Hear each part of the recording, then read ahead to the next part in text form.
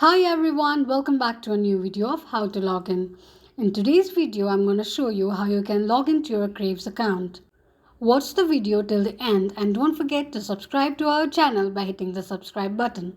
And also press the notification bell icon so that you'll never miss another update from us. So to log into your Crave's account, firstly go to your Google search, type in Crave login and make a search. Click on the first link displayed on the screen. It will take you to the official page of Crave. Click on the profile icon at the top right corner of the screen.